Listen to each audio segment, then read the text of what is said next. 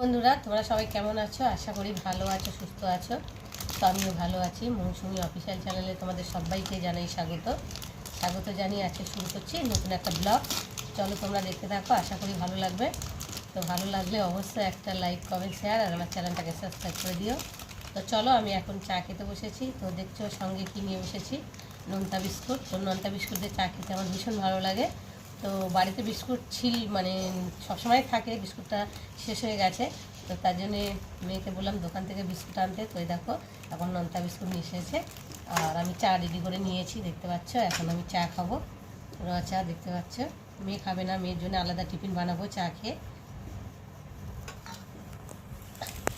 বিস্কুটের সাইজটা দেখতেই পাচ্ছ কতটা ছোটো, দেখো। আর বিস্কুটগুলো এখন আরও পাতলাও করেছে, আগে একটু মোটা মতো ছিল, দেখো কত ছোটো করেছে বিস্কুটগুলোকে, দেখতে পাচ্ছ। ঢেলেই নি, চা দিয়ে খাবো, যে কটা খাবো আর দেখে দেবো কটোর মধ্যে করে। চলে এলাম মেয়ে টিফিন বানাতে। তো মেয়ে বললো, মা আজকে পাউরুটি ডিম টোস্ট করো। তো দেখো দুটো পাউরুটি আমি পিস পিস করে কেটে নিয়েছি, দেখতেই পাচ্ছ। এই যে এখন পাউরুটির ডিম টোস্ট করে দেবো, মেয়েকে খাবে টিফিন। তো চলো আমি এখন ডিমগুলোকে ভাঙবো। তো দেখো তোমরা দেখতে থাকো, দেখো দুটো পাউরুটি, তো তাই 3টে ডিম নিলাম। নাহলে দুটো পাউরুটি যদি দু পিস করে করা হতো তাহলে হয়ে যেত। এটা ছোটো ছোটো করে পিস করে করছি, তো তার জন্য একটু বেশি না দিলে ভালো লাগবে না, আর হবেও না দুটো ডিমে। দেখতে পাচ্ছ। আর এখন ডিমের মধ্যে আমি একটু সামান্য অল্প করে নুন দেব, আর দেবো গোলমরিচের গুঁড়ো দিয়ে দেখো অল্প করে দিলাম, বেশি না, দিয়ে একটু ভালো করে নেড়ে নেবো।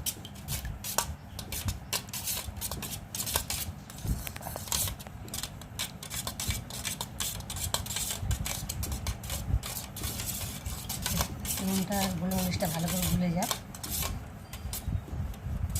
তেল দিয়েছি, তেল গরম হয়ে গেছে, আর একে একে আমি এরকম করে ডিমগুলোকে ভেজে নেব। তো দেখতে পাচ্ছ,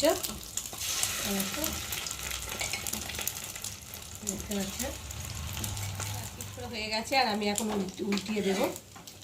দেখতে পাচ্ছ ডিম হয়ে গেছে ভাজা ফিট করে, দেখো।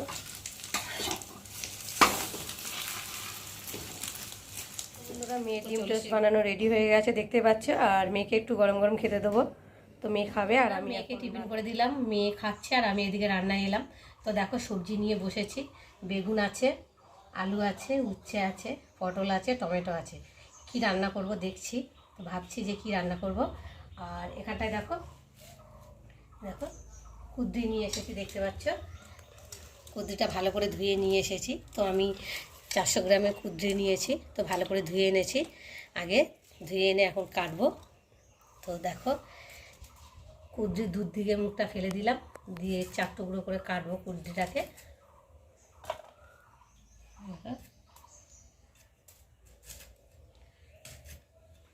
কুদ্রিটা ভাজাও ভালো লাগে, চচ্চড়ি খেতেও ভালো লাগে, মানে যে যেমন ভালোবাসো সে তেমন করে খেতে পারো।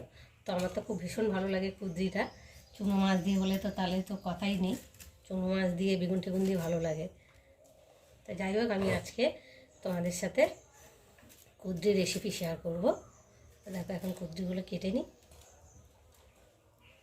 কুদ্রিগুলো লম্বা লম্বা করে 4 পিস করে নিচ্ছি, দেখতে পাচ্ছ। আরও সব রান্না করব, তো এখনও ঠিক হয়নি যে রান্না করব, যখন তোমাদের সাথে শেয়ার করব। দেখো বন্ধুরা, আমি আনাজ কেটে মশলা টশলা করে রান্নায় চলে এসেছি। তো দেখতে পাচ্ছ ভাত ফুটছে, ভাতটা হয়ে গেছে। আর ভাতটা এখন আমি নামিয়ে নেব, নিয়ে এবার কড়াটা বসাবো।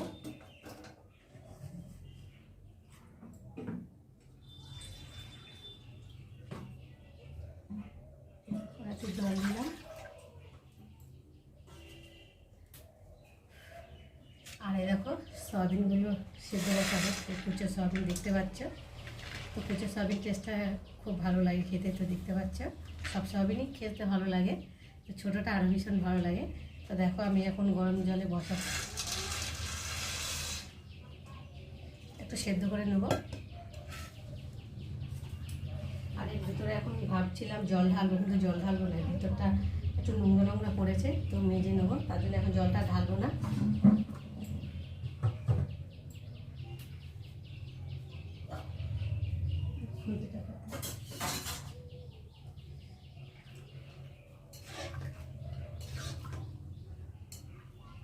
একটু সেদ্ধ করে নেবো, সেদ্ধ করে নিলে তো সয়াবিনের কাঁচা গন্ধটা চলে যায়। তো যাই হোক, এখন সেদ্ধ হচ্ছে। আর রান্নার এখানে জোয়ারজারি করেও নিয়েছি, কেটে কাটে দেখতে পাচ্ছ। দেখো পটল, এই যে পটল কেটে নিয়েছি, ভাজা করব। আর আলু কেটে নিয়েছি, সয়াবিন দিয়ে হবে।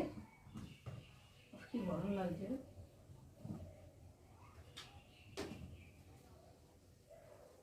এখানটা এই যে আলু সরু সরু করে কেটে নিয়েছি।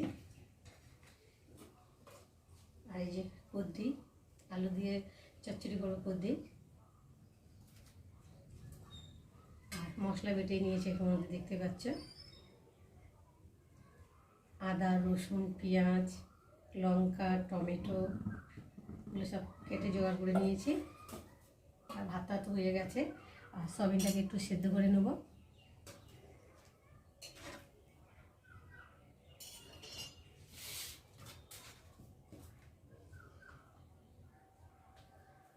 ভাত হয়ে গেছে, তো সয়াবিন সেদ্ধ বসিয়েছিলাম, সয়াবিন সেদ্ধটা করে নিয়েছি, নিয়ে এখন রান্নায় এলাম। তো চলো আজকে কুদ্রির রেসিপি তোমাদের সাথে শেয়ার করব।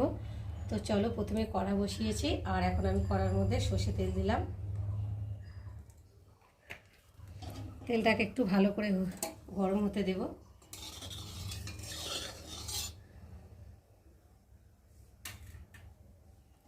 তেলটা একটু গরম হচ্ছে, আর গরম হোক তেলটা।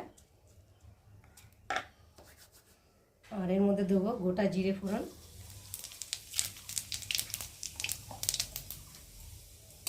জিরেটা একটু ভালো করে ভেজে নেব।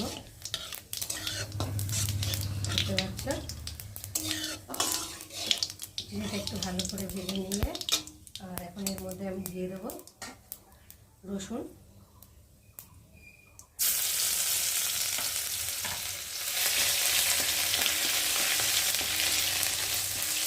রসুনটা ভালো করে ভেজে নেবো, কারণ রসুনের একটা কাঁচা গন্ধ, তো তার জন্য রসুনটা একটু ভালো করে ভেজে নেবো। তো দেখো ভাজা ভাজা হয়ে গেছে রসুনটা। আর এর মধ্যে আমি এখন কেটে রাখা কুদ্রিগুলোকে ঢেলে দেবো।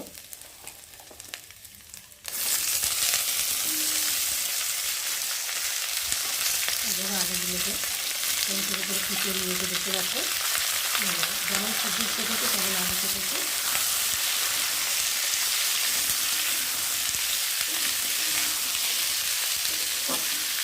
আর কটা দিয়ে দেবো কাঁচা লঙ্কা।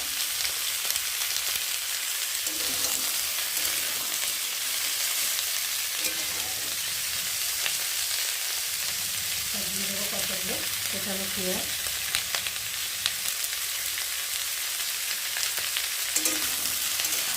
এগুলো সবজির সাথে পেঁয়াজটা ভালো করে ভেজে নেব।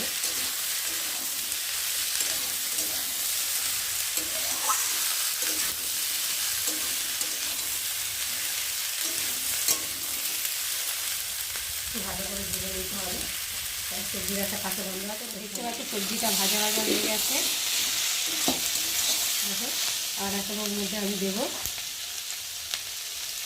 আদা বাটা, আর একটু জিরে বাটা, আর দেবো একটা টমেটো,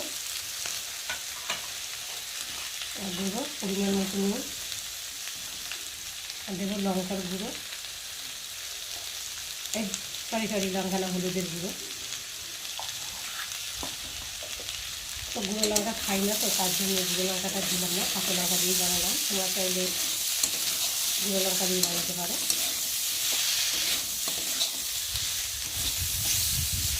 সবজির সাথে মশলাটা একটু ভালো করে কষাতে হবে।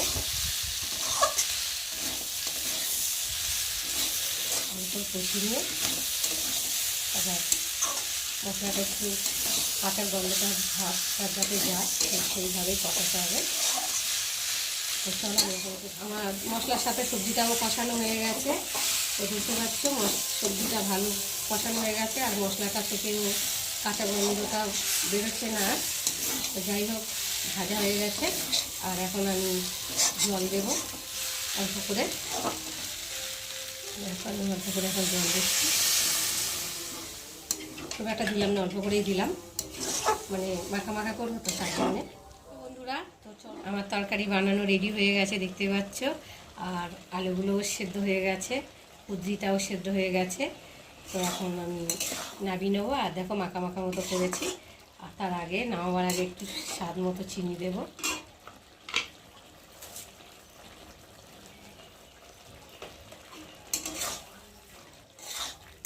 চিনি দিয়ে চিনিটা দিয়েছি তো একটু ভালো করে নাড়াচাড়া করে নেবো একটু।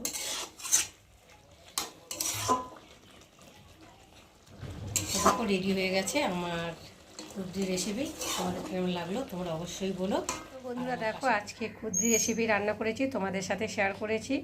তো চলো কুদ্রির সাথে আরও কি রান্না হয়েছে। তো দেখতে পাচ্ছ সয়াবিন আলুর তরকারি, আর এখানটায় রয়েছে পটল ভাজা, আর উচ্ছে দিয়ে আলু দিয়ে ভাজা, আর রয়েছে দেখতে পাচ্ছ গন্ধরাজ লেবু। তো চলো এখন আর তো দেরি না করে খেতে বস।